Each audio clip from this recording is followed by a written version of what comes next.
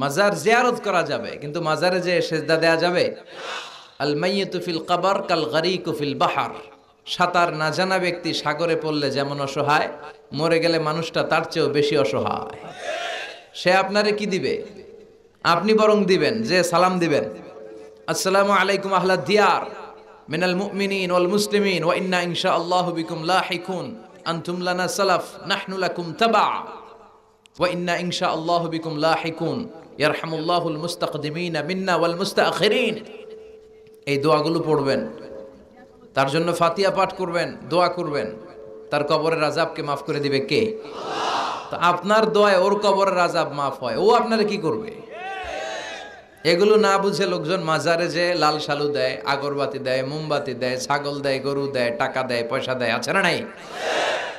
সন্তান হয় না, সন্তানের জন্য যায়। মেয়ে আছে, ছেলে হয় না, এরকম আছে না নাই? মাজারে গেলে সন্তান পাওয়া যায়, মাজারে না গেলে সন্তান পাওয়া যায় না। সন্তান দেয় কে? মাজারে না গেলে যদি সন্তান না হতো, ছাগলের যে বাচ্চা হয়, ছাগল কোন মাজারে যায়? গরুর যে বাচ্চা হয়, গরু কোন মাজারে মানত করে?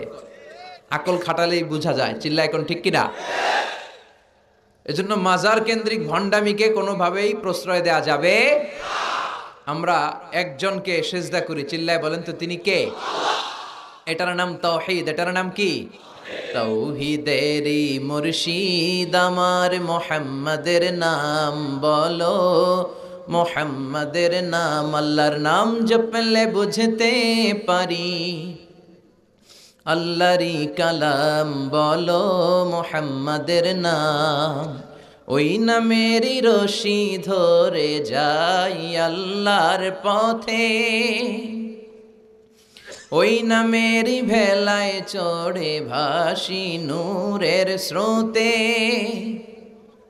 ওই নামের বাতি জেলে দেখি আরশের মুকাম বলো, মুহাম্মাদের নাম। পড়েন সবাই, তাওহীদেরই মুর্শিদ আমার মুহাম্মাদের নাম বলো, মুহাম্মাদের নাম, আল্লাহর নাম জপলে বুঝতে পারি। আল্লাহরই কালাম বলো, মুহাম্মাদের নাম। সুবহানাল্লাহ পড়েন। এটার নাম তাওহীদ। এক আল্লাহয় বিশ্বাসী হওয়া, এক আল্লাহর কাছে চাওয়া, বিপদে আপদে সকালে বিকালে সব সময় আমরা একজনের কাছে চাইবো। তিনি কে? আপনার যত চাওয়া আছে সব পাওয়াকে যদি তিনি পাওয়াতে রূপান্তরিত করে, আপনার যা লাগবে সবও যদি সবাইকে সব দিয়ে দেয়, তারপরও তার ধনভাণ্ডারের কিছু কমবে? কি বিশাল ধনভাণ্ডারের মালিক, কি ক্ষমতার মালিক, কি মর্যাদার মালিক। এই দামি আল্লাহরে রেখে দিয়ে আমরা মাজারে যেয়ে সেজদা দেই, মাজারে যেয়ে চাই। এজন্য মাজারে চাওয়া যাবে না, চাইতে হবে কার কাছে? আমাদের জীবনের প্রতিটা অঙ্গনে যেন আমরা ইসলামকে মানতে পারি। আল্লাহ তৌফিক দাও। আরো জোরে পড়েন আমিন। এই যে কোরআনের প্রতি আবেগ উচ্ছ্বাস, এটাই প্রমাণ করে এদেশে ইসলামের বিজয়কে কেউ ঠেকিয়ে রাখতে পারবে না। এটা অসম্ভব। Today or tomorrow, today or, ইসলামের বিজয় হবেই।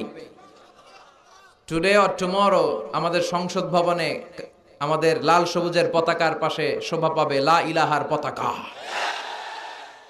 এটা আমাদের বিশ্বাস, এটা আমাদের স্বপ্ন। আমরা ইসলামকে একটা বিজয়ী শক্তি হিসেবে দেখতে চাই। বিশ্বনবীকে আল্লাহ তাআলা অনেক দায়িত্ব দিয়ে পাঠিয়েছেন। প্রাইম রেসপন্সিবিলিটি, দায়িত্ব হচ্ছে লিউযহিরাহু আলা দ্বীনি কুল্লি। পৃথিবীতে মানব রচিত যত মত, যত পথ, যত কথা, যত আইডিওলজি, যত ডক্ট্রিন আছে, সব কিছুর কবর রচনা করে ইসলামের পতাকা উড়াইয়া দিতে হবে। এটা বিশ্বনবীর প্রাইম রেসপন্সিবিলিটি। এই দায়িত্ব নিয়ে বিশ্বনবী এসেছেন। আমরাও যেন ওই পথের পথিক হতে পারে। আল্লাহ তৌফিক দাও।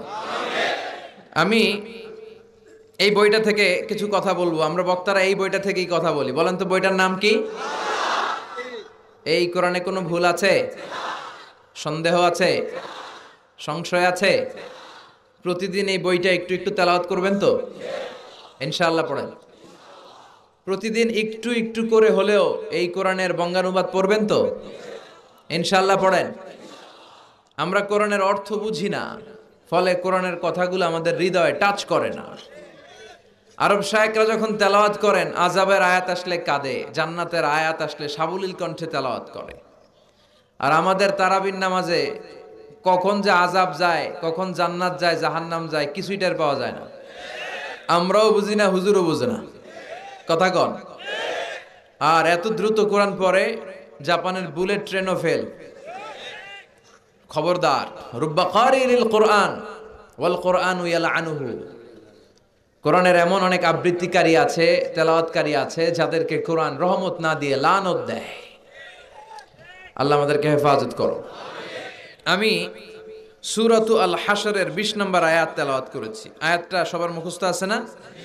এই আয়াতে আল্লাহ বলছেন, লা ইয়াস্তাবি আসহাবুন নার ওয়া আসহাবুল জান্নাহ, আসহাবুল জান্নাতি হুমুল ফাইজুন। আল্লাহ বললেন, জান্নাতীরা আর জাহান্নামীরা তারা সমান নয়। জান্নাতীরা হচ্ছে সফল কাম। কার কথা?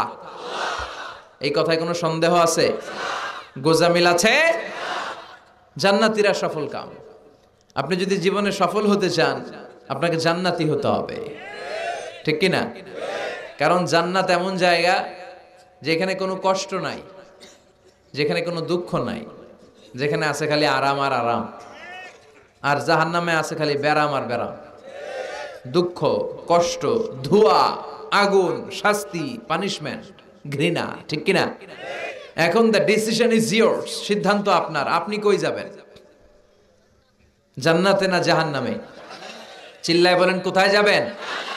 মালিক তুমি জান্নাতে, তোমার পাশে আমায় একটি ঘর বানিয়ে দিও, একটি ঘর বানিয়ে দিও সে বিভীষিকাময় মহাদিনে, তোমার প্রতিবেশী করে নিও। মালিক তুমি জান্নাতে, তোমার পাশে আমায় একটি ঘর বানিয়ে দিও, একটি ঘর বানিয়ে দিও। পড়েন আমিন। আমরা এত কিছু চাই না, আমরা চাই জান্নাতের এক কোনায় ছোট্ট একটা ঘর থাকবে, যেই ঘরের থেকে আমরা আমার রবরে দেখতে পাবো। এটাই আমাদের স্বপ্ন, এটাই আমাদের আকাঙ্ক্ষা। আর এইটা যদি হয়, আর কিছু লাগে? ইসলামের পক্ষে কথা বলছেন যারা, লেখা আছে। আর ইসলামরে বাস দিয়েছেন যারা, ওইটাও লেখা আছে। যা যা করেছেন জীবনে সব, কিভাবে কাটিয়েছেন, সম্পদ কোথায় ব্যয় করেছেন, কোন পন্থায় উপার্জন করেছেন, হালাল পন্থায় না টেবিলের নিচ দিয়ে ঘুষ নিয়েছেন, সব লেখা আছে না নাই?